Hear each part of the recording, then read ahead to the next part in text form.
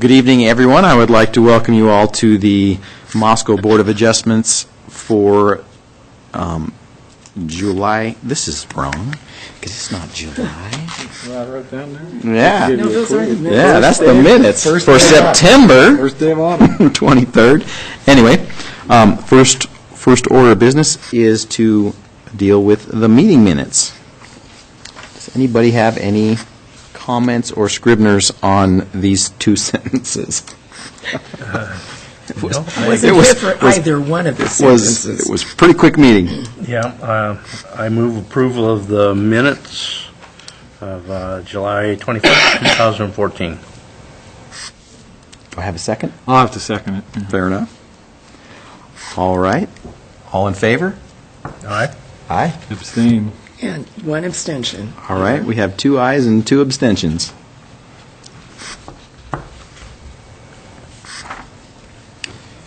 And with that, Mike, I'll open the floor to you to go over our conditional use permit.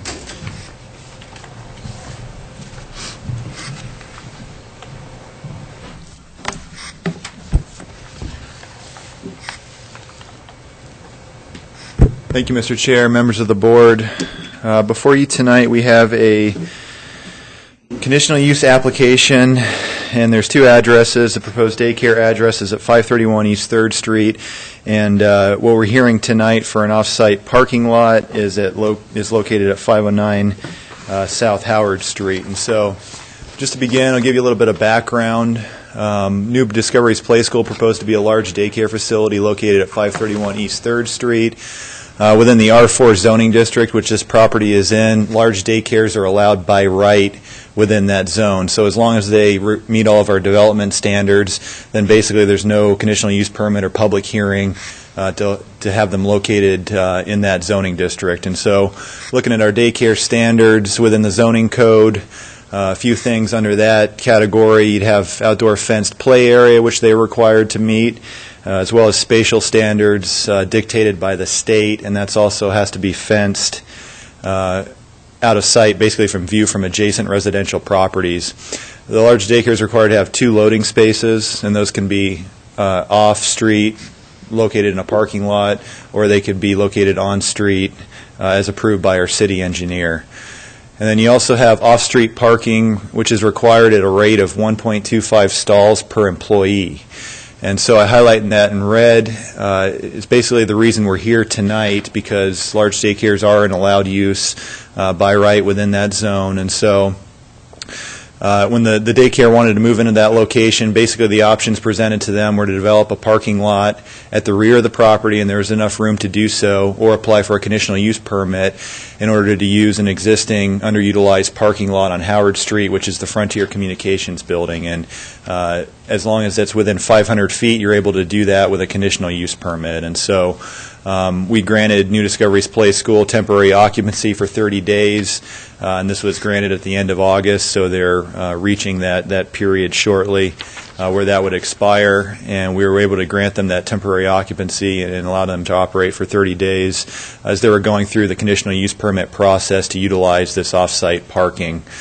We thought that it was less impact to the neighborhood to use an existing underutilized parking lot within 500 feet than to develop one on-site within a residential neighborhood. So just to familiarize yourself with the site, the proposed daycare is on the intersection of 3rd and Polk Street. We've got 3rd Street running east-west here, Polk Street north-south. 3rd Street's currently designated as a collector, as well as 6th Street down here off the south end of the screen. So the proposed daycare site's highlighted in red. You also have the existing parking lot. This is the Frontier Communications building here on Howard Street. American Legion Cabin is directly to the north of that, but this is the area where they're proposed to lease 10 parking spaces for use by the New Discovery's Play School. And so just looking around the area, it's mainly residential uses. You have single-family, two-family. You also have some multifamily intermingled within that, and you also have large institutional uses.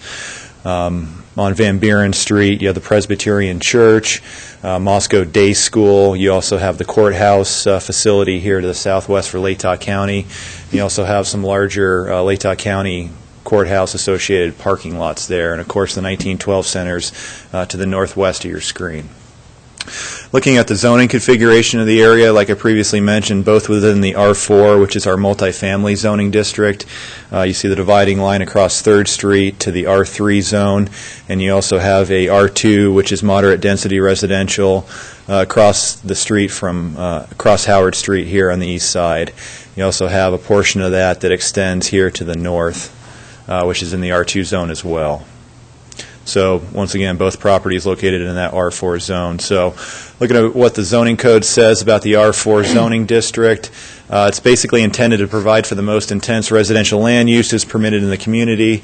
It is to be applied where activity levels are high and adequate public facilities are available, especially near the University of Idaho campus or the city central business zoning district. Adequate transportation access should be given high priority in determining the appropriate location for R4 zones. And just going through the allowed uses within that zone, a wide range of residential, single-family, two-family, multifamily, also allows for townhouses, twin homes, and we also allow professional offices up to 2,000 square feet in size within the R4 zone, as long as they're in structural harmony with adjacent residential buildings. Usually you see converted houses into, lawyers' offices, accounting offices. Those are kind of examples of professional office uses. And then once again, you have group, small, large daycare facilities. Those are all allowed uses within the R4 zoning district, and they're permitted by right. And so just to get to the pertinent section of our parking standards, which allows you to utilize that off-site parking within 500 feet, this is the excerpt from the code. Under our parking standards section. So basically it states off-street parking facilities for single-family, two-family dwellings have to be located on the same lot or lot adjacent to the use to be served. For all of the uses, a conditional use permit shall be obtained from the Board of Adjustment for off-street parking facilities not located on the same lot or on a lot adjacent to the use to be served. The distance between an off-site or off-street parking facility and the use the facility is to serve shall be measured as the safe walking distance from the nearest parking facility to the nearest point of the use it is to serve. The maximum distance between the parking facility and the use it is to serve shall be as follows. And then we define multifamily dwellings. You're limited to 100 feet. Hospitals, sanitariums, asylums, rooming and boarding houses, similar uses, 300 feet. And then we basically state for uses other than those specified above 500 feet, so the daycare, since it's not specified above, would fall under this category of allowance. So New Discoveries Play School currently has 6 employees, basically at 1.25 stalls per employee. That equates to 7.5. We always round up, so they'd be required to provide 8 off-street parking spaces. The applicant's requesting 10 spaces in order to be reserved in the Frontier Communications parking lot, and that's in order to add additional employees possibly in the future. So looking at a closer aerial view of this property and looking at the walking route that I've got highlighted with the dashed line, the orange dashed line there, basically the proposal would be to locate the 10 stalls in this northwest corner. Really, the parking lot here is underutilized and looks in this configuration most of the time with very few cars being parked in there. And so right now you've got about an 8-foot tall fence as well as some shrubbery, some arborvitae in this area. And that'll be one of staff's recommended conditions, if the board approves this tonight, is to have sufficient access in order to be able to access the alley. Head north here and then head west on a half block on the sidewalk to the proposed use. Ended up walking that today, and it transitions from basically gravel in order to asphalt somewhere around this area. There's a pole, and I've got some pictures there. So that'll be one of staff's recommended conditions. I missed that. Would you do that again? Sure. As to where does it? Yeah, the gravel transitions somewhere about in this area right here. So you've got a small portion of gravel alley up to this point, and there is a little bit of a shoulder, probably a 2, 3, 4 foot grassy area to the right of the tire tracks that the vehicles use to access the garages the residents that front Polk Street here. And so it's about, I have a picture, you'll maybe be able to see it a little bit clearer, but there's a power pole right here, and that's about where the transition happens. And so that's staff's recommendation, that they provide access, because if they were to have to walk out all the way out to the sidewalk and around here, it would be greater than 500 feet. And so we would say that that wouldn't qualify as within 500 feet of a parking facility. So this is a picture of the parking lot. This is basically where it enters into Howard Street. You're looking northwest here, and so this would be the location of any type of access to the alley in that northwest corner there. You've got pretty high vegetation.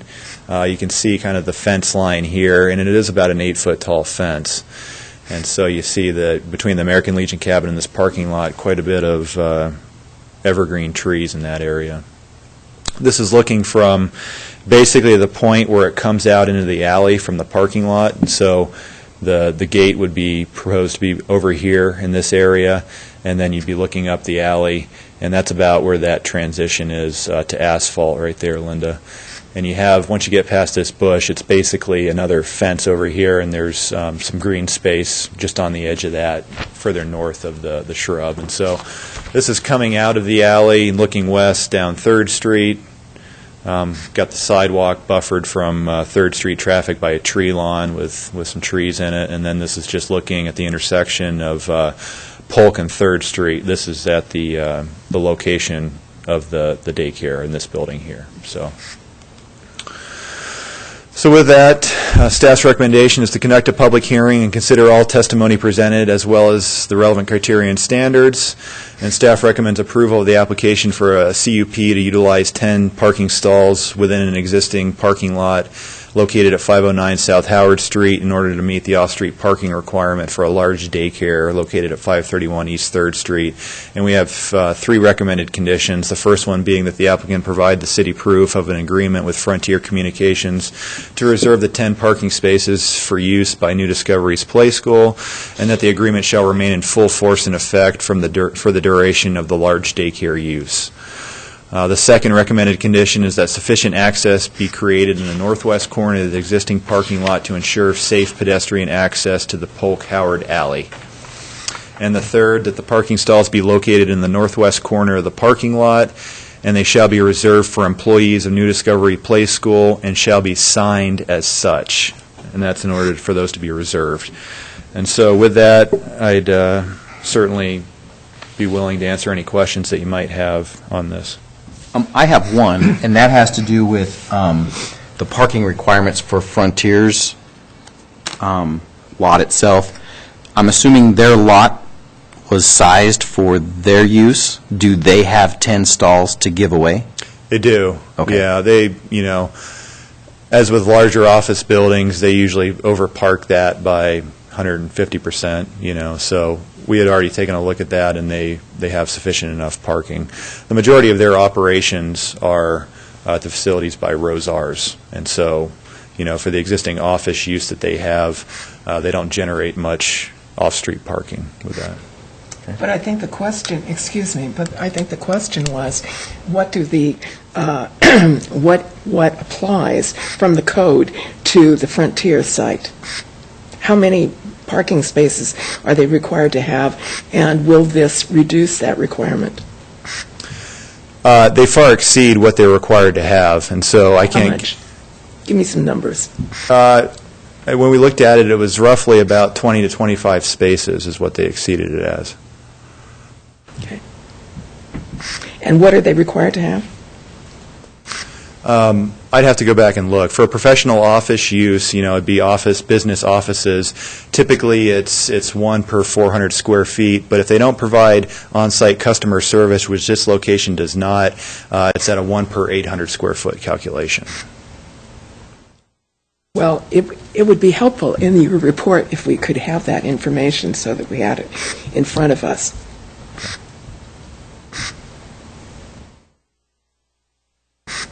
No, Any questions? Evan? Yeah, Mike, what are the current, if any, parking restrictions on 3rd Street and Polk Street and the two that face the or adjacent to the new preschool. Is that unrestricted parking right now? Well, it's on-street parking just on the west side of the street, on Polk Street. So you have parking up and down Polk, but it's just located on the west. On this section of 3rd Street, you have parking on both sides of the street here. But no 3-hour limit or anything like that, so it's unrestricted? It's unrestricted. Okay. I have another question. Are you absolutely sure there's parking on both sides of 3rd Street there? Yeah. So if you look west of Polk, you have parking here. There's a bus stop right here. We've moved one of the temporary loading zones right here, but as you can see, there's markings for on-street parking here, and there's cars currently parked there. Well, on one side of 3rd Street, there is no parking. Which is that? And where is that in relation to this site? Well, that would start to become east of Polk, and so, it makes that transition. And so pretty much all the way down to downtown, you have parking on both sides of the street, but as soon as you hit Polk Street, it makes a transition to there's only parking on the south side of the street, and there's no more parking on the north side. Like, for instance, East City Park, there's no parking on the north side right up against the park. And one other question: do we have a site design of the house and where the parking is on site for drop-offs and that kind of thing? Well, there's as far as the drop-off, the loading zones are right now designated on street, and so our city engineer has taken a look at that and has designated one close to the intersection of 3rd and Polk, as well as one around the corner on 3rd Street. The item before you tonight isn't the large daycare, it's the off-street parking at the location over here on the Frontier Communications lot. I understand, but I need to know that information so that I can consider this 500-foot barrier and see whether it's realistic or not, given employees' usual desires to be as close as possible to where they want to go. Yeah.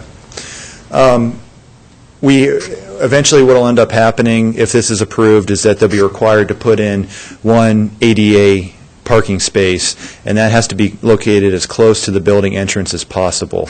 And so that will essentially be located at the rear of the property, somewhere around this area. There's already an existing driveway approach off of here, and we would require that one stall to be located in here, as well as an access to the entrance. Right now, that's the play area? Actually, the play area is to the west of the structure over here. Okay.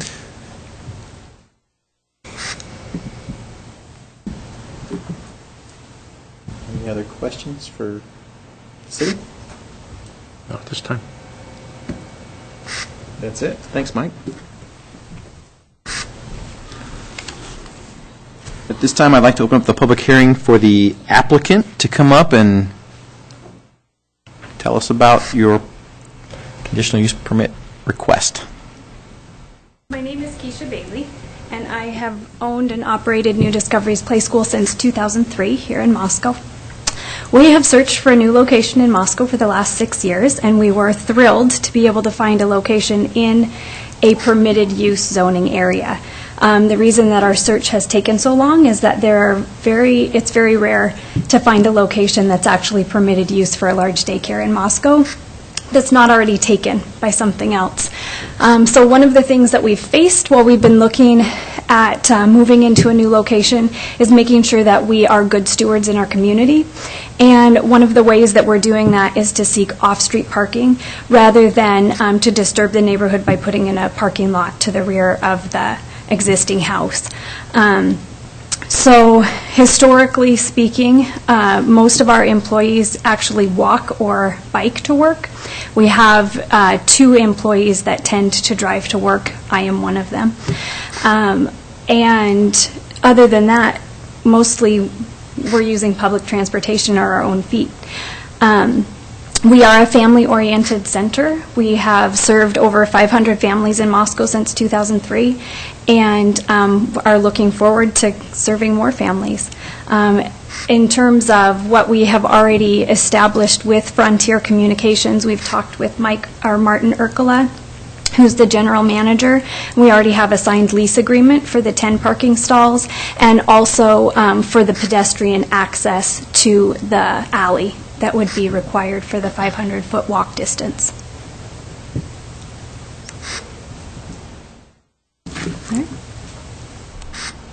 Any questions for the applicant?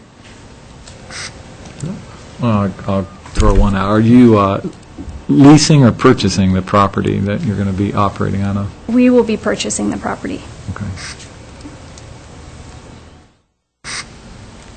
And I would like to note, I do have that revised, or not revised, but an addendum to the original lease agreement that's included within your packet, just to be sure they're willing to provide, sufficient access from the parking lot into the alley. And so I just got that today, so I can hand that out. I also have a couple pieces of public testimony, one received via email, and one received when we first entered tonight. So the access, so that I'm clear, the access to the alleyway is basically providing a fence and reducing the barrier, that the parking landscape barrier that's there, correct? Thank you.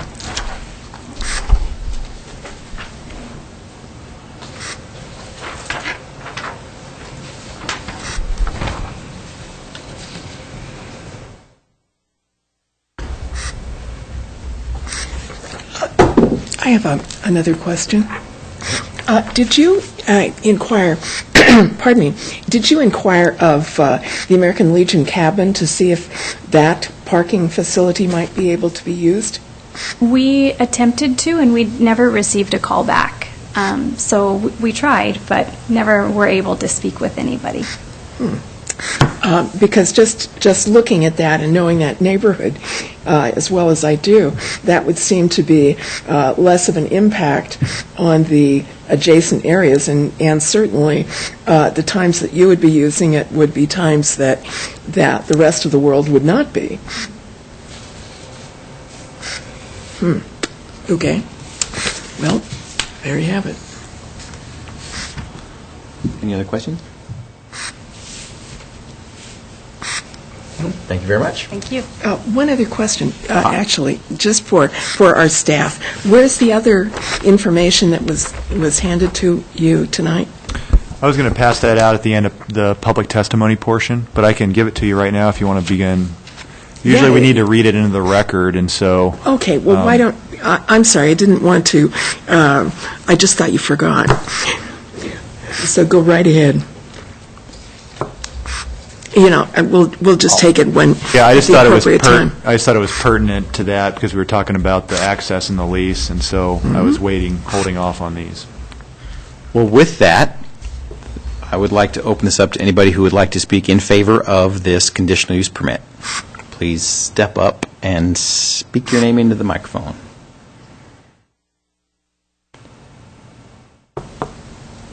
Are the letters we received, Mike, are they in favor of?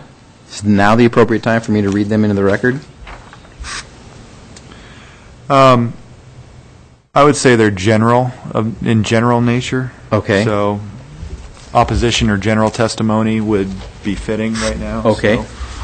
That said, since we don't have anybody who wants to speak in favor, I open it up to anybody who would like to speak in general or against this conditional use application. She had only given me one copy, so Okay. I'll just read that. Please step up to the podium and state your name into the microphone for the record for us.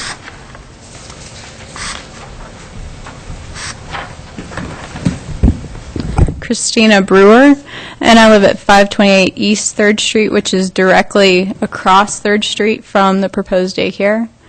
I really enjoy living in this neighborhood. It's very easy to walk around, nice trees, good community, but for us, we do have to park on street with where we live, and so that's really one of the major dislikes of our living situation is the on-street parking. And I'm concerned that with the daycare addition, as one of the council members stated, that employees may do what employees usually do and try to park as close as they can to their place of work.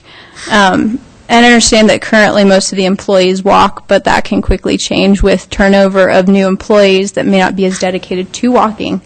The major obstacle with parking currently at that location is we are a few blocks from the high school, and so during the day that area is just thriving with young people. The parking is just very clogged in that section during the day with high school students. At about 8 o'clock they start, so there's already a lot of parking taken up. Currently there's a spot being taken now by the loading zone that exists, the temporary loading zone. So that's one of the major obstacles with that area is we already struggle with parking during the day. So, and then I have a few points written down. Let me see if I can get to those. Let's see. I think that's about all I had to say. I think it would perhaps be a more positive alternative to have a parking lot behind the structure because employees would be very inclined to use it when it's close to the building. So that would be the alternative I would recommend if you chose to move forward with it. But living in that neighborhood, and I walked that route a few nights ago, it is a fair little walk. And if I were an employee, I'd want to park on the street right by the daycare. So, thank you.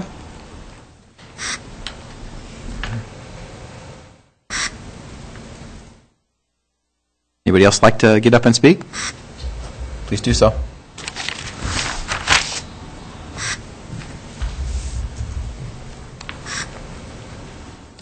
Hello, I'm Jonathan Lomber, and I live at 419 South Polk Street.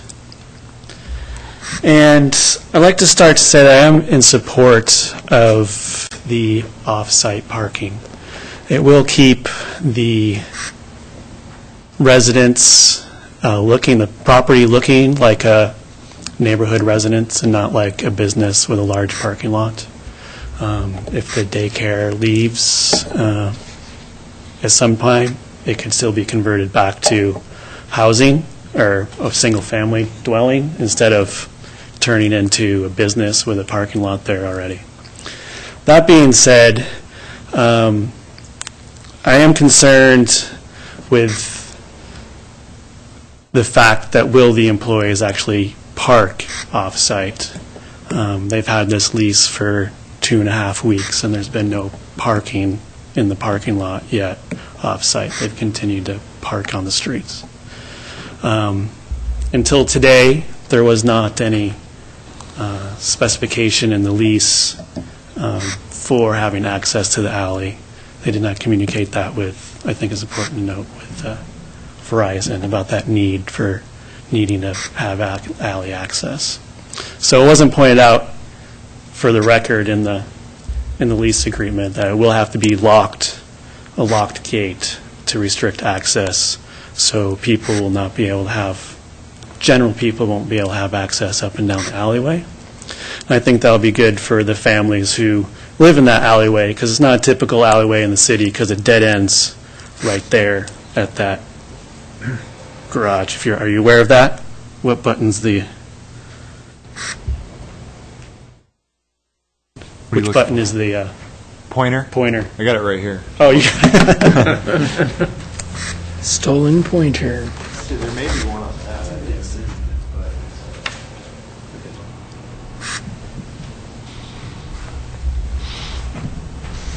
So just to point out that there's a garage right there. So the access will be right here. So the alleyway ends here. So I'm not sure how that all works out. Another thing is this house is currently for sale. So there's no one currently living there to voice any concern or issue they may have with the property.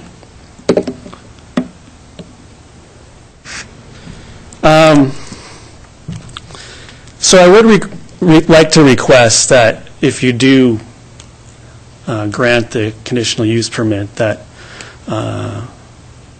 the employees are required to begin using that lot immediately and not be parking on the street.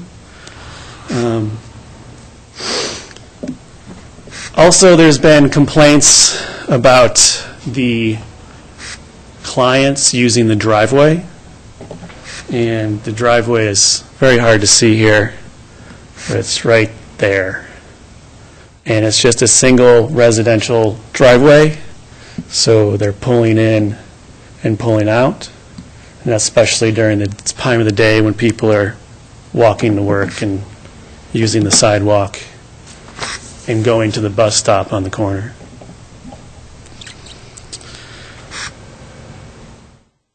So I'd like to see some conditions set to make sure that the current driveway is not being used by the clients, so they have to be using the loading spaces. Actually, the property owner actually contacted me with concerns regarding that himself.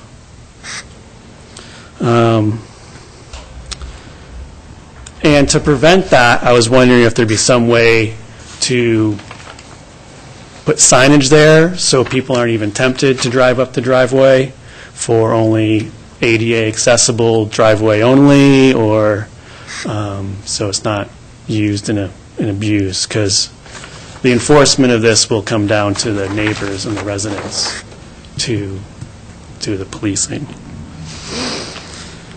Another major concern is parking on the street.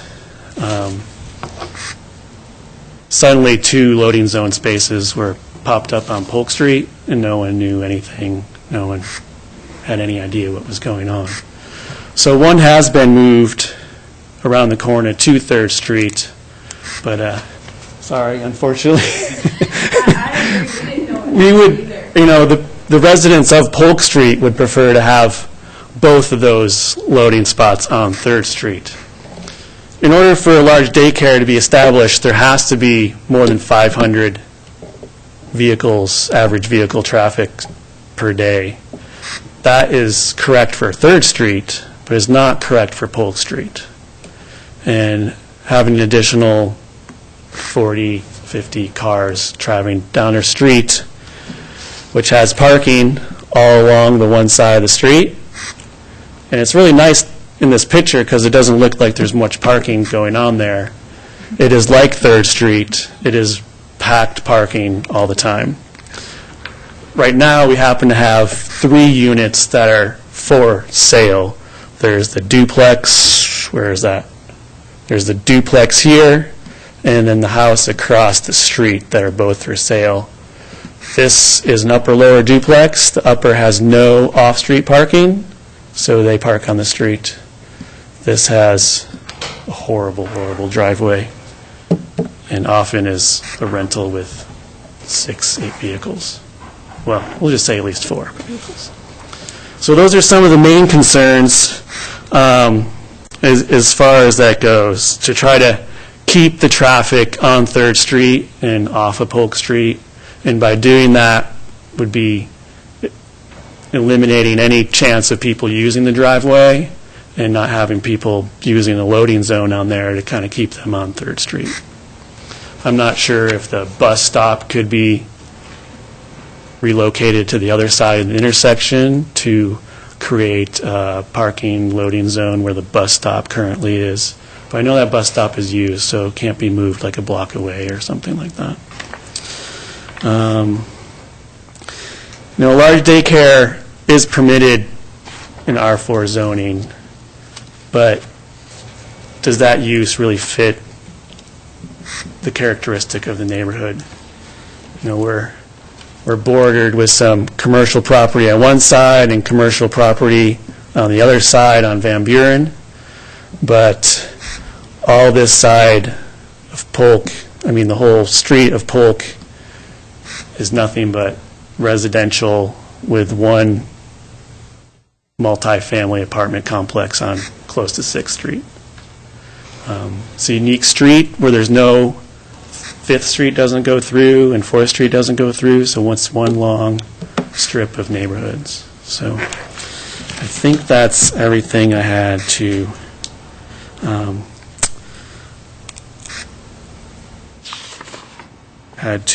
We had problems with cars parking in the no parking side of the street, and actually one vehicle was ticketed and almost caused an accident right there at the intersection also. So, and that wasn't a single time parking, that was someone that parked there for about 3 or 4 days before that happened, but it did get taken care of.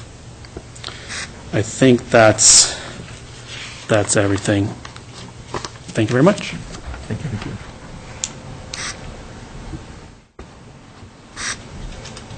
Would anybody else care to come up and state their opinion on this conditional use permit application?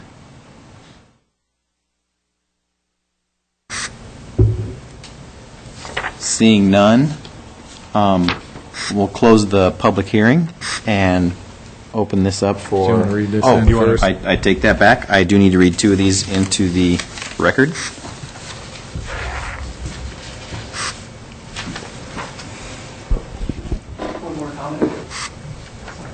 Sure. Come up and restate your name so that you're in the records. Sorry, this is Jonathan Lomber. I would like to request that some hard deadlines be required for if off-site parking is approved, for the gate to go in and for that to move forward, and for some whatever other needs need to be met for the facility, if it's ADA, and permanent signage for that indicates when parking is not permitted and when parking can go on for the loading zones. So, thank you.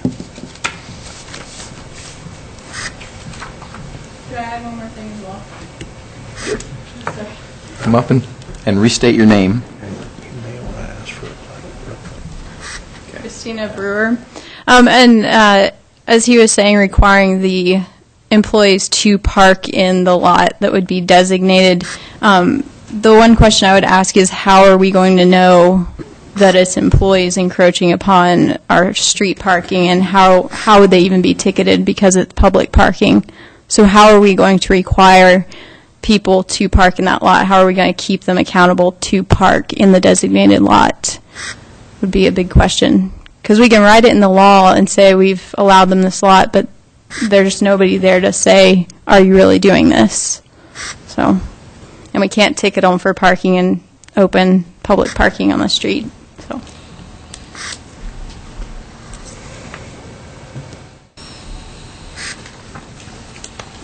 Okay.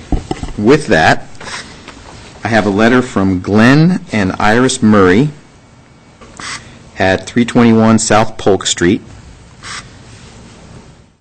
Glenn and Iris Murray of 410 South Polk Street have 3 concerns regarding use of parking lot at 509 South Howard Street.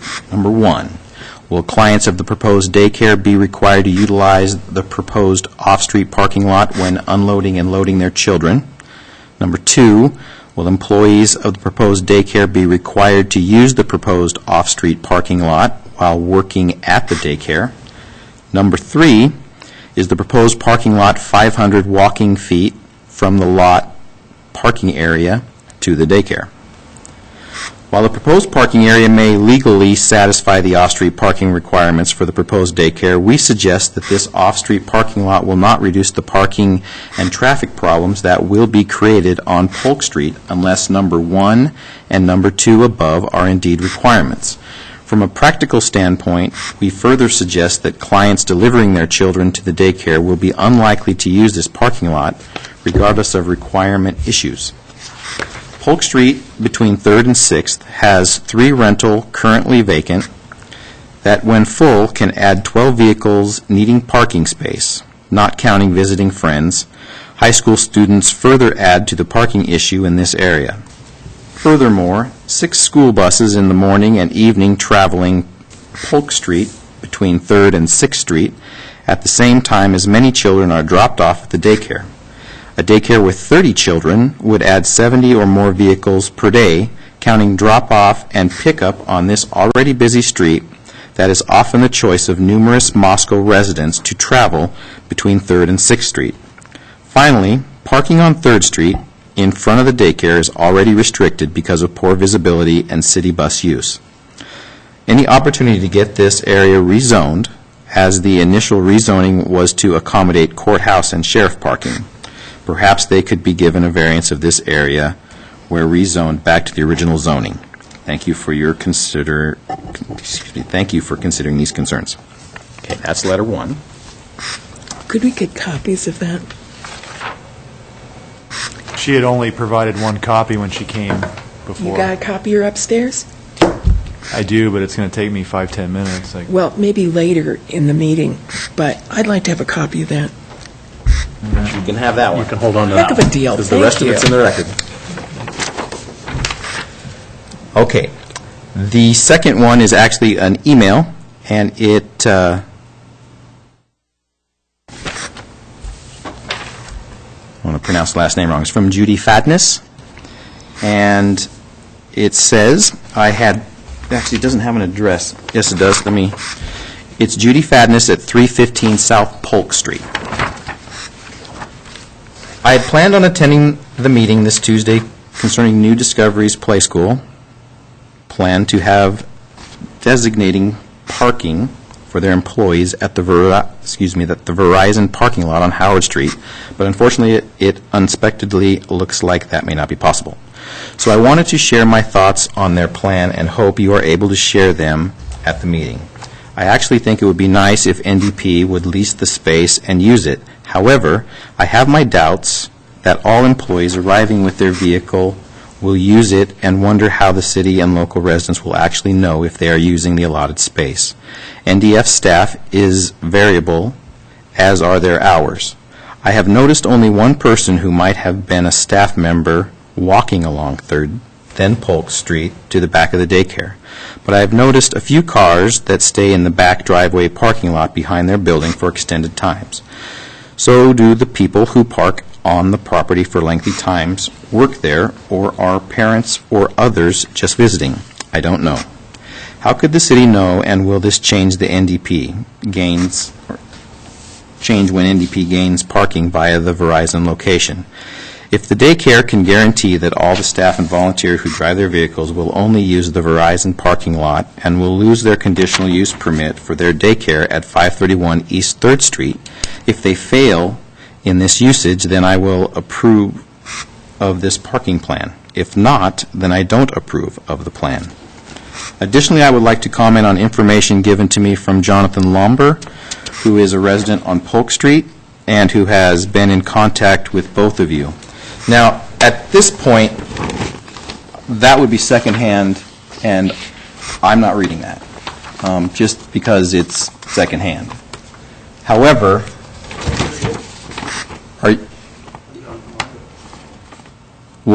then am I restating information that you've already stated? I'll just read it.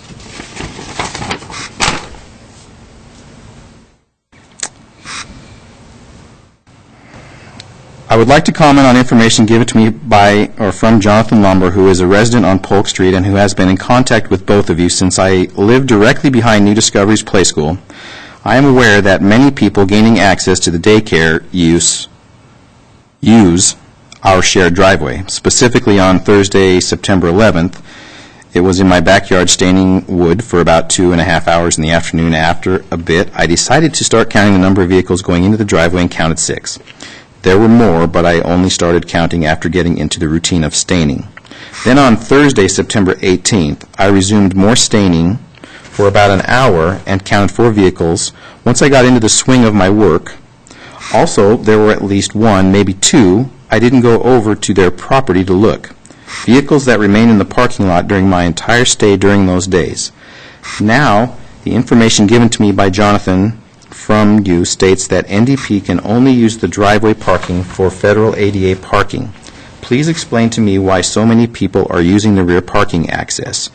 Do all these people have ADA permits, or are they in violation of what you have stated are requirements? And what will you do concerning these violations? As for the loading zones used by New Discovery Play School, I want to thank you for moving one of them to 3rd Street. However, I have yet to see anyone with NDF affiliation use either of the 2 temporary loading zones. 3rd Street is a busy street, but Polk Street is not, and the clients of NDP seem to use either the building's rear parking space or other parking spaces along Polk Street to access the facility. In addition, the city code states, on-street, subject to the approval of the city engineer, when the space is reserved or otherwise generally available. Even if only ADA people would be those who use the rear parking, there has yet to be a lack of street access along Polk Street for clients of the facility. Therefore, a reserved loading zone is not necessary along Polk Street for clients to access the daycare for these reasons. Furthermore, I would also request that the loading zones remain temporary for at least 1 year, but that the specific signs are replaced with signs designated reserved loading zone parking only during their operational hours or peak hours of access. The reason of these requests are based on the cost and time it would take the city to install permanent signs. Remove them once they leave, since this business has rarely stayed in one location very long, and the inconvenient and inconsiderate aspect that 24 hours, 7 days a week loading zones are affecting residents along 3rd and Polk Streets. I hope you are able to help convey my thoughts to the upcoming city meetings on such short notice, and would like to hear from both of you concerning my comments. Thank you. Regards. And do you have a copy of this one? We do. She does. Okay.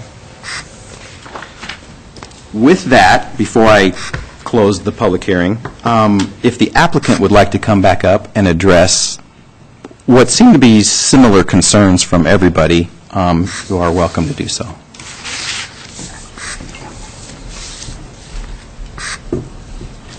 So this whole process has been a big learning experience for us.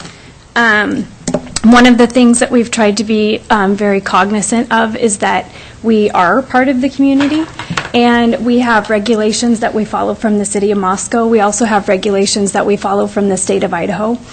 And it's very difficult for us to find a location in Moscow, to be very blunt. It's difficult.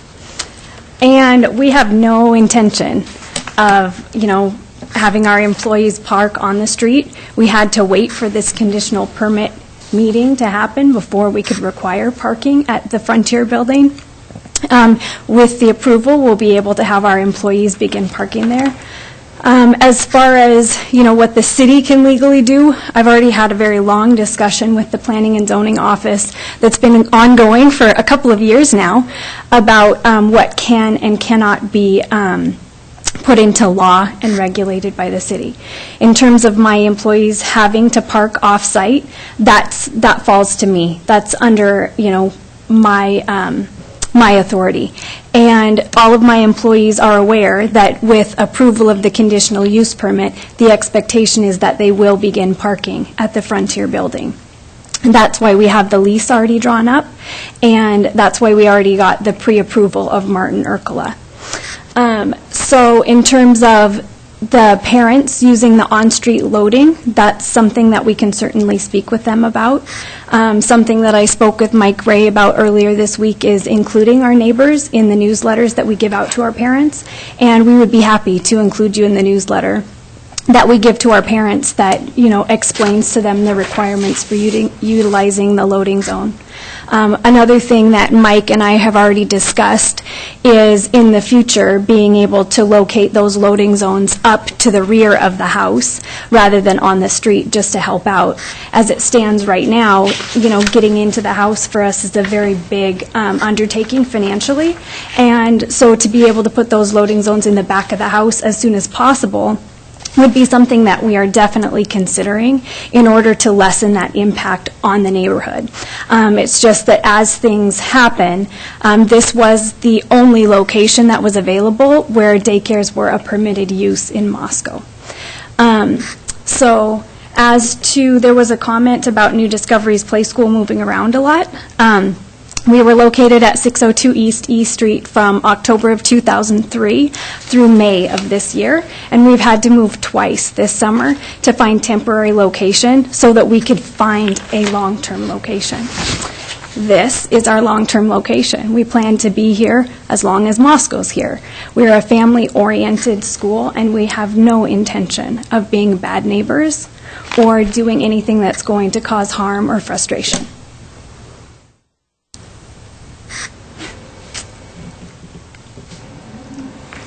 Thank you very much. All right, thank you. With that, I will close the open portion of the public hearing and open it up to the board for discussions. Marshall? Joe, I guess I'm inclined to approve the conditional use permit with the recommendations from city staff, and one of those recommendations has already been met, and that's the proof of the signed lease from Verizon. I think it meets the city's criteria of what they want. I mean, it's within 500 walking feet of the spot. It does provide off-street parking for the employees, so you know, that's not, as long as it can be regulated, it's not going to be a concern with additional on-street parking. And one of the things that by this neighborhood being adjacent to downtown, the Moscow School District operates under a conditional use permit for their parking. The City of Moscow operates under a conditional use permit for the 1912 Center. Parking is a problem down there with the students and with the church and with the courthouse. But it seems to me that they have taken care of their portion of that problem by providing the 10 spaces off-site. And I think that the concerns of the neighbors can be dealt with. It just seems like a best-case scenario for everyone, as long as it can be regulated. And as far as the applicant requiring it of her employees, I mean, the city does regular inspections of the daycare too, and they could do spot checks of where the employees are parking also, because it would be, you know, it could be a condition of approval. It would be. And the city does actually, how many times a year do they go to the daycares, Mike? At least once a year? Yeah, it's an annual inspection. It's an annual inspection. If they have any corrections, they come back. They also do one pop-in visit that's completely unannounced, so 2 per year. So, to me, I think it's a best-case scenario. They are providing off-street parking within 500 feet to meet the requirement of the city, and as long as they can, you know, regulate it that the employees will park there, I'm in favor of it, and I would therefore move approval of the conditional use permit with the recommendations of the city staff. Other discussion? He just made a motion. Need a second. Need a second, or we'll wait and move on? I'd actually I'll go ahead. like to hear comments from everybody. Well, but he The made the motion's on the motion. table. Yeah, I'll go ahead and second it. I'll go ahead and second it so that we can discuss it, just so we can wrap it up. So I'll second Marcia's motion. Linda? I oppose the motion, and not because I am against childcare facilities. I was one of the founders of the Moscow Day School, and talk about hard to find locations. I know exactly what you've been going through. The problem here is that this simply does not meet the 500-foot requirement, and staff admitted that by having to gerrymander this through the alley. The alley is not a safe place all year round for your employees to park or to have access to parking. When I first knew about the application, I didn't look very closely at the addresses. And I thought, oh, good, someplace right close to the American Legion cabin. Great idea. Access can be there on the street of Howard. Good idea. And then I looked at it more closely, and I realized, we have a whole block and a half to have to call this as accessory parking for these employees. They are not going to use it. And I think that the problem of policing this is something we just don't have the staff to do. and it just doesn't work. The alley should not be the access that is counted here. The alley during the winter is not plowed. All kinds of problems come up with the idea that using the alley here can satisfy the ordinary requirements, which would be to the sidewalk, which is where pedestrians are directed. And the sidewalk is way more than 500 feet from the front of the daycare facility.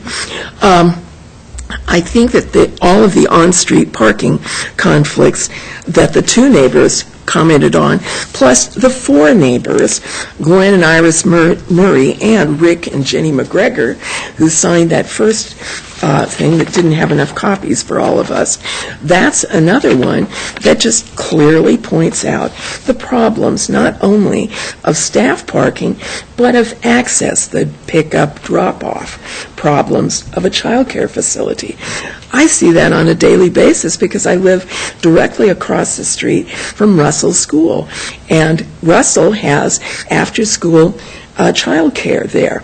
And by golly, those folks have a devil of a time using A Street or Jefferson or Adams to have access to Russell School facilities and to safely pick up their children. So this is not an appropriate siting for employee parking. And since that's the only thing we get to deal with, we don't get to deal with tonight the pickup drop-off issues. We don't have any questions that we can address on Polk Street and parking there. The singular issue that we have is whether we should accept the portion of the parking lot of the phone company, or I guess they aren't the phone company anymore, but anyway, whatever they are. But that particular parking lot to satisfy this requirement. It doesn't, I can't support it. And lastly, it concerns me that we are trivially regarding the substantial screening that the many owners of that property have at some expense and considerable maintenance erected on all sides of that parking lot so that it could be in a residential neighborhood with minimum effect on the adjacent neighbors. Parking is already a problem on Polk, already a problem on 3rd Street. I would love to be able to say, sure, no problem, but I see no alternative for them other than some kind of use of their site or acquiring another site adjacent to that. And I don't think Mrs. Fadness would be interested in having her property used for that. But in any case, I'm sorry that I cannot support this because I do support the concept of neighborhood residential child care. But we simply cannot approve this and let that precedent be in our activities so that the next time we get a request for a conditional use permit whose access is an alley, we say, oh, sure. I don't think that would be a good thing to start. So that's my feeling. Thoughts before we vote? I'm sympathetic to a lot of the testimony received about the impacts that a large daycare can make on a residential neighborhood, and I agree with Linda, that's not what we're here to try to remedy tonight. So just sticking with the lot in question and whether or not that provides access suitable for the function of this daycare, I think it can. I don't think it's ideal. I think another thing that we should consider is it does open up a pedestrian access for other people to cut through an opening in that fence or gate and now increase foot traffic, perhaps unwanted, in what was kind of a private backyard situation for a lot of the residential property owners. So I'm not I'm not in favor of a lot of the negative aspects, and Linda, she encompassed them. The snow removal, the fact that it's not a sidewalk there. I think we're pushing hard to call this suitable, but I don't see a better alternative. So my feeling is that we should allow it and make it temporary. We should allow them to do that for 3 years and then give them that time period to develop, either find an alternative or develop parking on their own property. The reason I want to allow it at this time is it doesn't make any of the problems that we've recognized worse, and it allows for the possibility of improving those. I agree with a lot of people that may not happen, but at least with this 10 parking spaces permitted, it allows for some amelioration of what we could see as concerns. However, I wouldn't like to see that as the permanent solution for the operation of this daycare. Well, you're right. Alleys have the lowest priority as far as snow removal. But that doesn't mean that the people can't walk on the sidewalk, that they can go down Howard Street and hit the corner. If there's 3 feet of snow in the alley, that's what I would do. The location meets the criteria that the city sets, and most of the time of the year, that would probably be the most acceptable route. But during the wintertime, when the alley's not plowed, if I was an employee, I'd walk down Howard Street. No, there's nothing that says they can't do that. Any other comments? Yes. I think that this, again, I want to direct your attention to the fact that what we're doing is allowing every other applicant for a conditional use permit to regard the alleys as an acceptable way to calculate the distance from the site of the requesting property to the site of the proposed employee parking. And I think this is a very, I think, number one, it just does not do it. And number two, I think that it's a very poor precedent, even if you stretch this and consider it produced with something like stretchy material. I think that those of you who are in opposition to this could certainly take this to the council and possibly to court, because I don't think that this will stand the test of a careful review of our code and this solution. It's not a solution. I appreciate Evan's effort to give it a temporary time for the applicant to resolve their problem, either on-site or to find another place perhaps to contact and successfully contact the American Legion folks and see if something could be done with them. But that's not my problem, and it's not. Well, I really didn't mean to say not my problem. It is my problem tonight, but it is not under my control to make those kinds of decisions for this child care facility. I really urge them to consider more carefully the pickup drop-off issues on the site that they occupy right now, because I think that is something that is going to cause them independent, great difficulty in the very near future. When they are up fully running, they're going to have a lot of difficulty on 3rd Street with parents and kids, and I would hate to see an accident happen there. But the fact is, I don't believe it meets the 500-foot requirement. And there you have it. I don't think you should use the alley to satisfy that. I'd like to move amendment of Marshall's motion to put a 3-year timeline on the acceptance, otherwise accept it as conditioned by the city and as he stated. So basically to run through be August of, I guess, 2017. A second to that motion? No, and I won't second it. I don't know if it's appropriate for me to speak why I would not at this point. When a person goes and establishes a business and goes through and meets all the requirements of the city, there's a substantial investment in there. And it's difficult for somebody to do such a substantial investment if they may only have a 3-year window period that they can work it with. So for those reasons, I would not second that amended motion.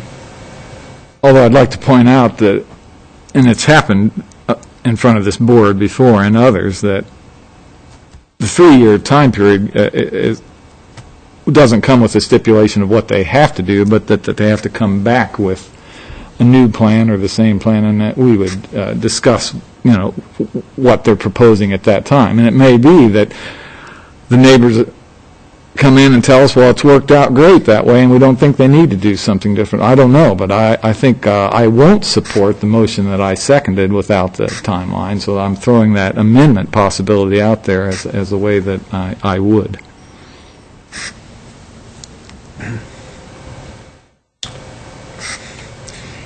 Without hearing a second, I have a procedural question for you, Mike. If we don't have a second to an amendment, then that amendment disappears. Amendment dies. We have a first and a second, but the second is being withdrawn. No, I haven't withdrawn my second. I thought I just heard you say that you won't uphold the second. No, if the amendment that's at was the vote. No, I still get to vote. Oh, Yeah. Right. We'll No, vote I'm on it, fine. and then there may be a new motion made. Yeah, Okay. you have to vote on it now. okay.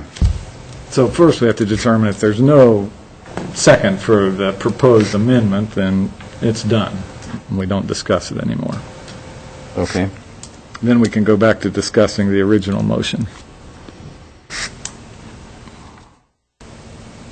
Okay. I've remained quiet throughout this, which is atypical for me, mostly because we have 4 people here. So I will speak up now. One, it's hard to define that as an alley because it doesn't go through all the way.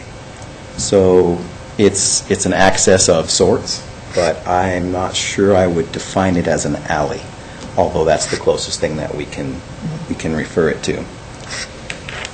There's been talk about how people park, how people use the streets. This whole thing literally boils down to neighborhood stewardship. No one can control how everybody else parks. No one can control how everyone else drives. No one can control where everyone's going to walk. I've said this in multiple meetings. I live across the street from a park. I come home, this time of year is winding down, but I can't park in front of my house, which is not really my spot, but it's where I usually park, because the park is busy. People are at the park. They park in front of my house because I'm opposite that. Is it inconvenient? For me, it's not inconvenient for them. They're close to the park, which leads credence to people are going to want to park as close to the house as they can. So it comes back to good stewardship as to how the owner enforces where their employees park. Now, the flip side to that, the glass half full, half empty, is the good stewardship works both ways. People on either side of 3rd, all the way up and down Polk, can park anywhere they want up and down Polk. So the applicant could be faced with the same concerns that are being expressed here, that it's open parking. Please don't park in front of my spot where people are trying to unload their kids. So that's a two-way street, and I want that to be acknowledged. So I lean more towards, it's all about stewardship, and stretching the 500-foot rule,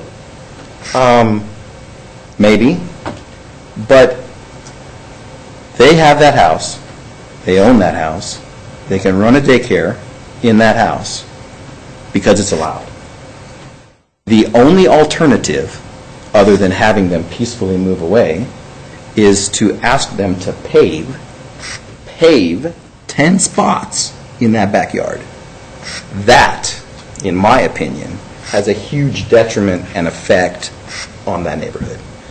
And as was pointed out, once it's paved, demolition doesn't usually happen in the construction industry unless someone's forced to do it. So if they were to move after that, someone made the comment earlier that now it's primed for a medical office, attorney's office. It's already paved.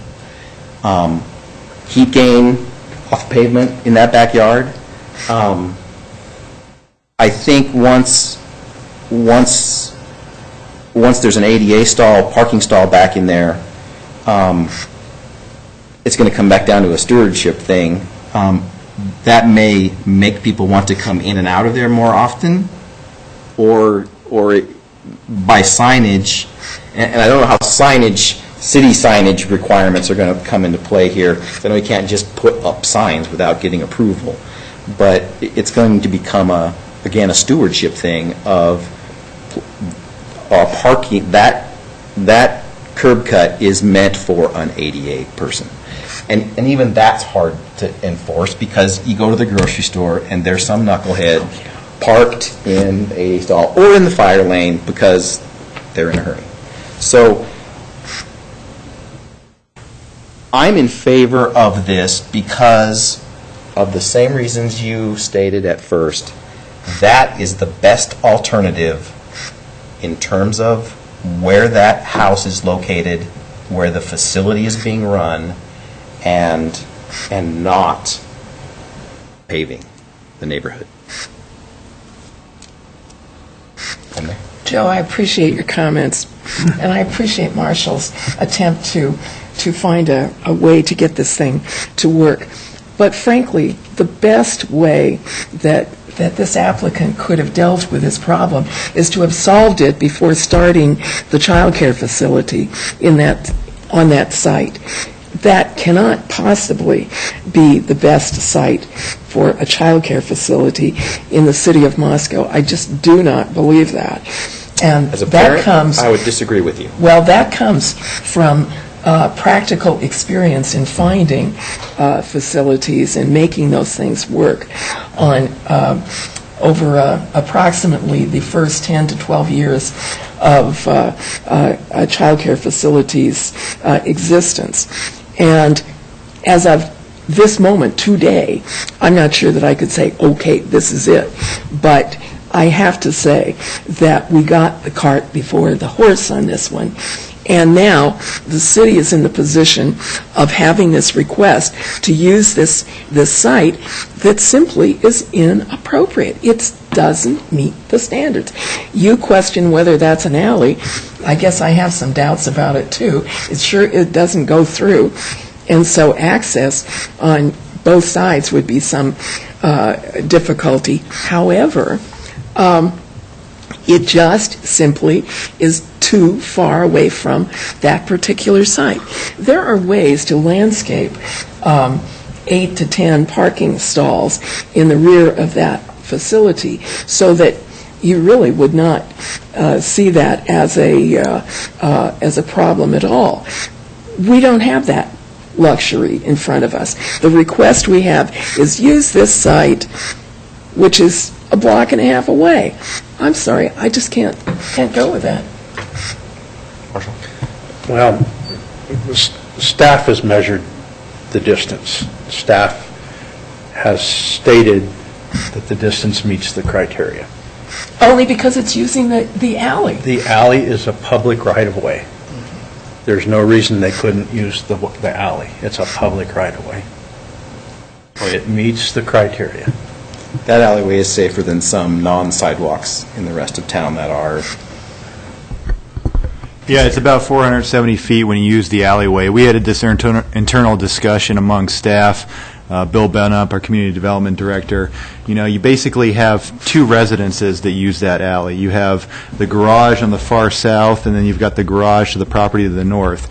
The other properties have fences, and they don't use that as access, except for the property that's on the intersection of the alley and 3rd Street there, which is the paved section. And so we had deemed that to be sufficient, safe pedestrian access, utilizing that alley. And so, and plus the fact that it doesn't go through all the way to 6th Street, it dead ends right there. So if you had two-way traffic going there all day, like alleys that are adjacent to EMSI downtown or, Salvation Army, those buildings that have high levels of vehicular traffic, maybe that would borderline on an unsafe condition. But the very few vehicle trips per day on this alley, we were safe with stating that it was a safe route to go.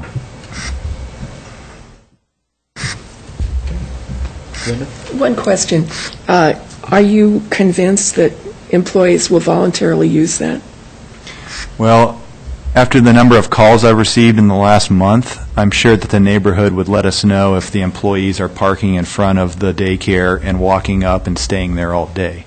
And so I am convinced that I will get a complaint from a neighbor, and I'll go investigate it and sit outside, and they'll tell me the license plate, make, model of that car, and I can distinguish whether or not the employee's in there all day, and then they come out to their vehicle at night. And so I'm pretty certain that the neighborhood will keep watch on any cars or employees that are not parking in that lot.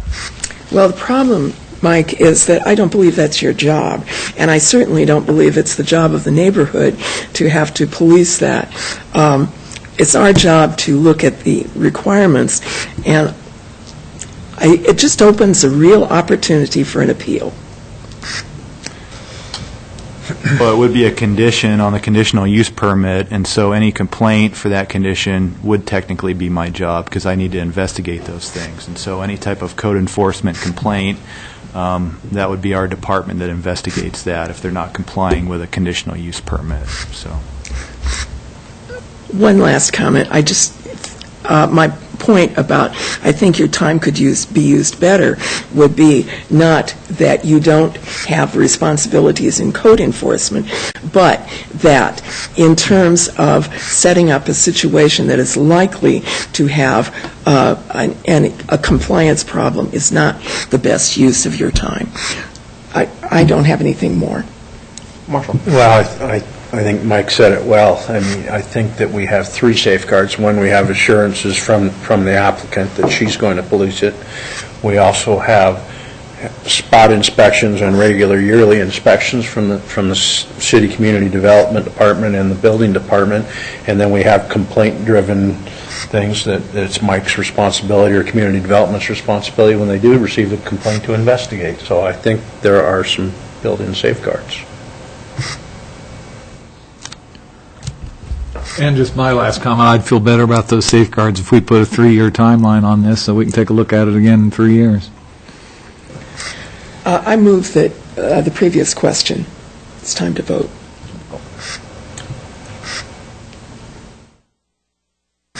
Rule of order, a tie is a no, correct? correct. So I can table this right now until we have more people. Well, if you can't decide on a particular motion, then I guess it either dies, or you have to table it. And as chair, I can actually second something, correct?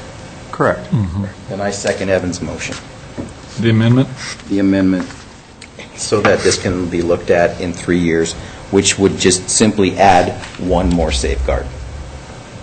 So just for clarification, the initial motion was for approval with those 3 conditions stated by staff, and his amendment to that was to add another condition that it expire after a 3-year time period. Would you state those for everybody?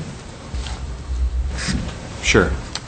The recommended condition number 1 is that the applicant provide the city proof of an agreement with Frontier Communications to reserve the 10 parking spaces for use by New Discovery's Play School, and that the agreement shall remain in full force and effect for the duration of the large daycare use. The second one being that sufficient access shall be created in the northwest corner of the existing parking lot to ensure safe pedestrian access to the Polk Howard Alley. The third, the parking stalls be located in the northwest corner of the parking lot and shall be reserved for employees or customers of New Discovery's Play School and shall be signed as such.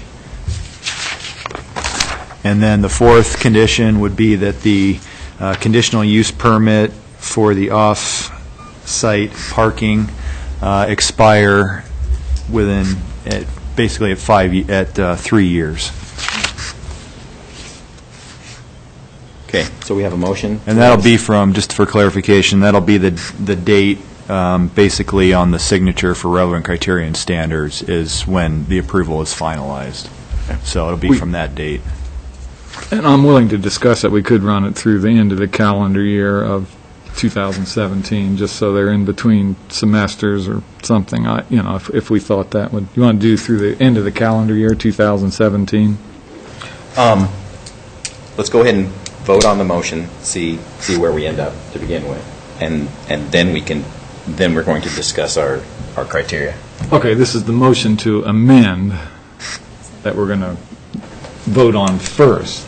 And so right now, it's nebulous as to when that 3 years Ends? Yeah. Okay. So that's why I think we need to put it in there. We should set a firm time. And since I made the motion to amend, Marshall, I'm going to say it runs through the end of calendar year 2017. Okay. And with your permission, then that will And be... then I need to second that, since I seconded it the first time. That's correct. I second that. So it would be through the calendar year 2017.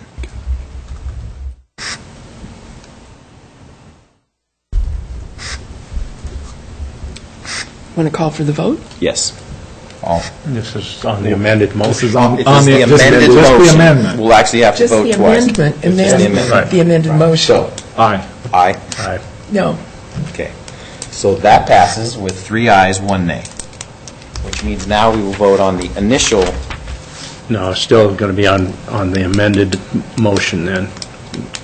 Right now, your motion is still on the table. It has an amendment attached to it. Okay.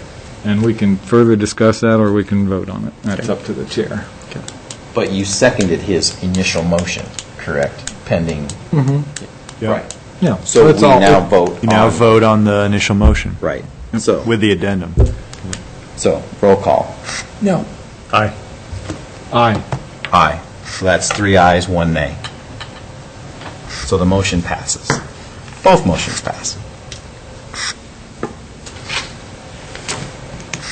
Someone care to tackle criteria? Do we want to tackle that tonight, or do we want to do that?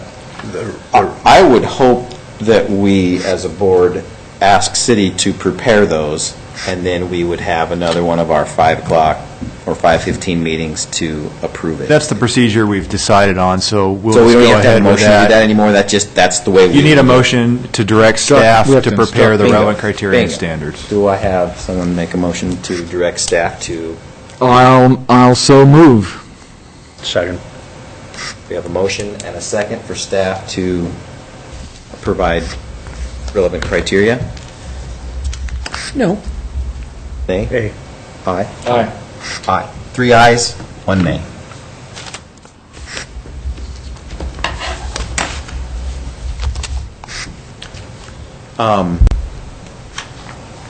Well, that concludes the public hearing portion for this conditional use. Other business is the next item, and so I would say the next other business item is when can we schedule a meeting to review criteria? We'll just have to pull the board to see when we can get a quorum. Just want to do that So, via I'll email? have it done by the end of this week, and then we can maybe sometime next week schedule a meeting. You won't be here? We'll work it out. We'll send an email out. We just tell you whether we're all available at some particular time. and then you could get more people by asking others, but at least you'd I find out. also need to look at my work schedule to make Okay. sure that I don't All have right, an forget overlap. it. Been working nights. Okay.